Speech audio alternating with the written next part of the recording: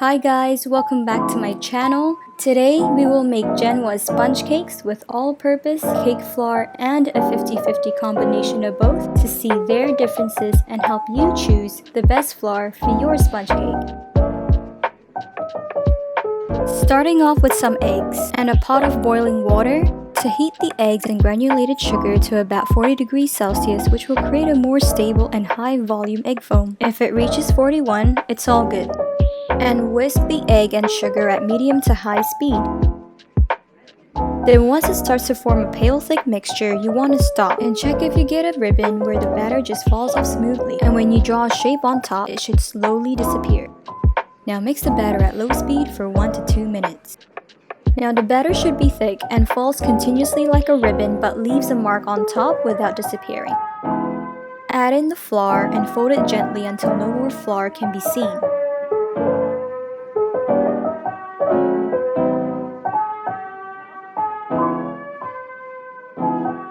Then sacrifice a bit of your batter into the melted butter.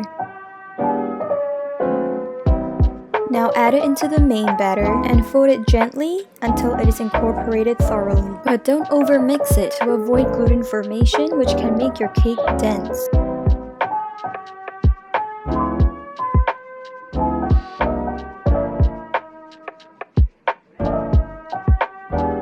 And I'm baking this at 325 degrees Fahrenheit for 20 minutes. Alright, let's compare our cakes.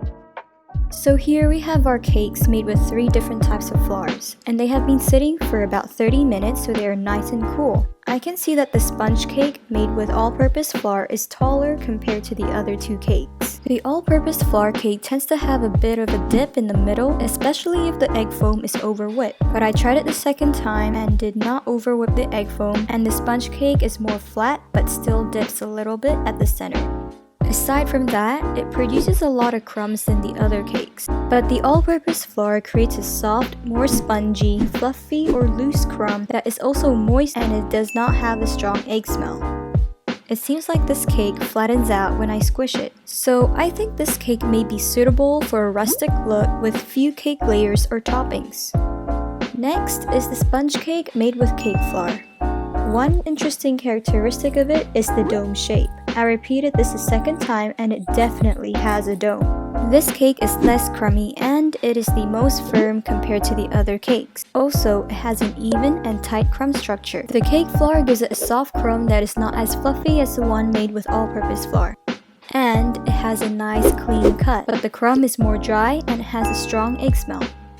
And it really springs back up when I squish it, and it holds its original height. This shows that this sponge cake is very robust, and it can be used for multiple layered cakes because it can withstand more weight. But the spaces created from the dough might pose a challenge to get that flat layer and would require more icing or cream to fill the spaces.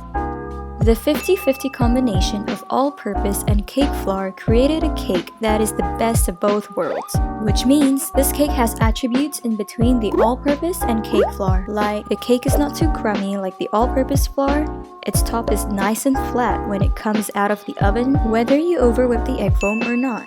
What's great about this flour combination is that it has a crumb structure in between the all-purpose and cake flour. The crumb is tight but loose and fluffy at the same time, and it has a subtle egg smell.